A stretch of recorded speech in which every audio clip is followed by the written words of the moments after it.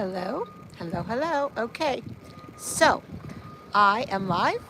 I'm right in front of my latest closing, right here on President Street.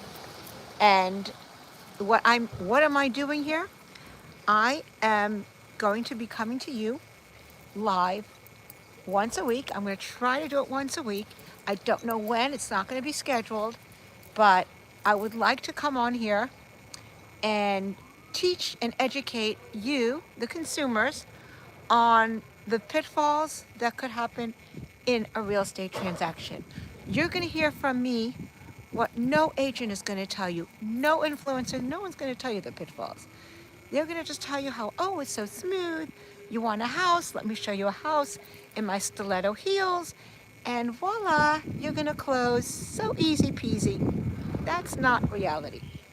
So I just closed on this house on President Street, 1671 President, and I'm going to tell you how it went, and more importantly, the lessons learned. So the point of these lives is to spill the tea on the deal, to give you, my dear consumers, a peek behind what goes on behind a real estate transaction, what really happens. And from every deal, there's always lessons. Every single deal, a lesson can be learned, at least one, if not two or three. And I'm here to share that knowledge with you so you are better informed. And when you're better informed, your deal, your next deal, your whatever it is that you plan on selling or purchasing, that will be so much smoother. So you're going to learn from mistakes that happened in every deal. And some of those mistakes were mine. And that's fine. We're all human. And life is a learning curve. There isn't a day that goes by that I don't learn something new. And I'm not too proud to admit. But let me introduce myself for those new on my channel. My name is Margula. I'm a Brooklyn real estate broker, and I know most everybody in my neighborhood. I'm in the Crown Heights section of Brooklyn. I know my neighbors, I know most of the people, and they know me. I just knocked on someone's door, and she said, oh, I know your face. How? Because I try to reach as many of the residents in my community, in my neighborhood as possible, by postcards, by mailers, not door knocking, and sometimes phone calls. So I like to get my message across by land, plane, and sea. I'm here to serve you. So if there's a question that you have, or if I'm saying it's giving a term that you don't understand, and that's very possible, just DM me. Well, this is live, so if you're here live, you can go ahead and ask. That's the point of lives.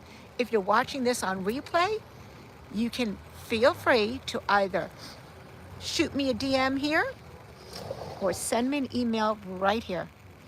I answer all my emails and DMs. And don't think that your issue or concern or question is too trivial, because no question is too trivial in the world of residential real estate. It's a jungle, and I'm here to navigate your journey in the process of either selling your home, and very often, as in this case, this was a home that was in the family for half a century. Or in the case of purchasing a home, I'm here to help you do either. Okay, so let's dig in. In this transaction, this was a transaction that stretched 1 full year. Now you may say, what? A year? Don't they usually close these? I see in all the shows on TV. Buyers will go into a house looking all glam, and they say, yeah, I want that. And then before you know it, it's closed. That's not reality. What could happen? And this is what happened here. And I want to share this with you so it never happens if you are selling a property with tenants. The first thing I asked the sellers, these are the inheritors, this is an estate, so these are the beneficiaries, the beneficiaries. And the first question I asked any seller on any property, is your property delivered vacant? Will it be delivered vacant? Is it occupied? And in this case, the beneficiaries, the executrix actually, said to me, sure, Margula, we do have tenants, but no worries, they're going to leave. No, not a problem, not an issue. Now, what should have happened is that executrix, that person, should have had a conversation with the tenants, and the fault is on me, the onus is on me because I'm the agent, and I took her word as Bible. It's truth. If she's telling me they're going to leave, then I believe they're going to leave. And that is how I position the property for sale, that the buyer will get a vacant property. And that is what I said. And what happened was I did get a great price, a great offer, actually an offer $200,000 higher than the other properties on this block, than the last one actually that sold. The same footprint, everything the same. It sold for $200,000 less, and I got them their price.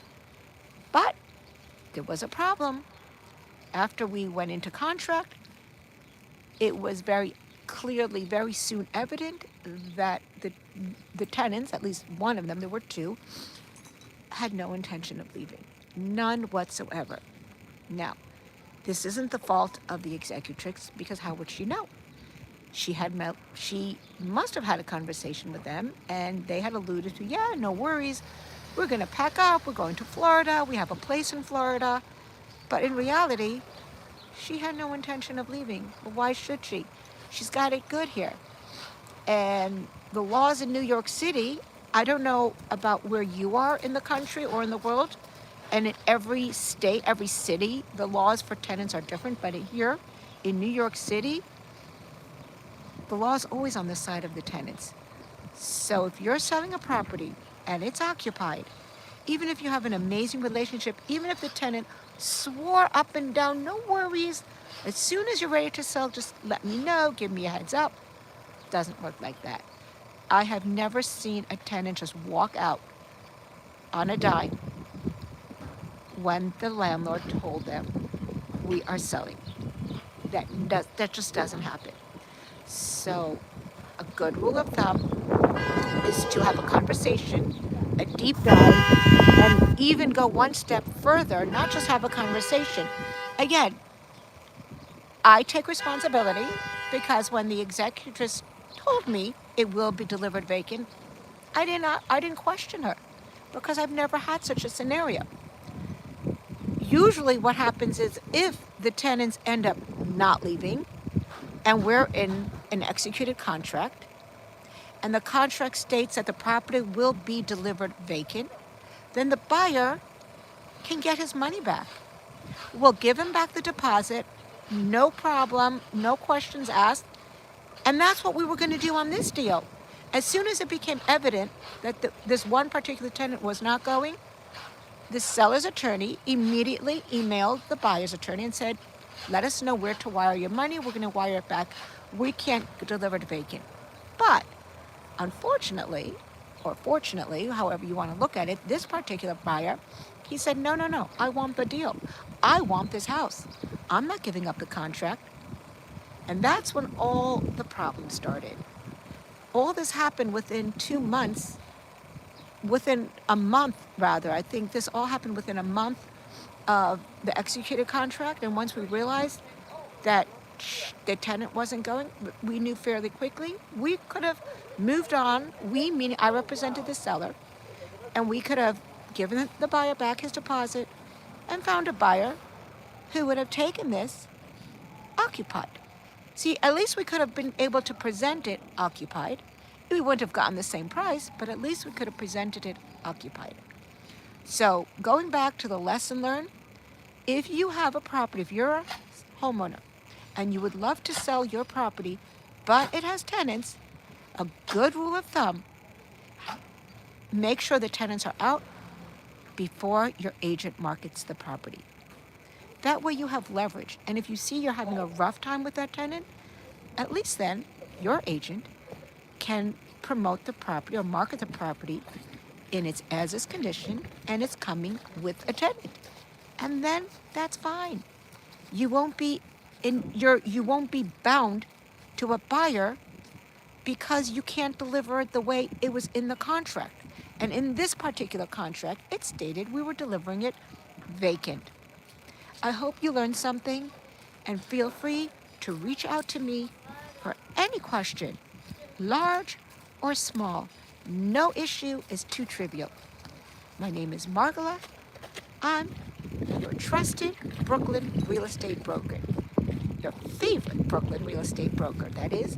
And reach out. I'm here to serve you.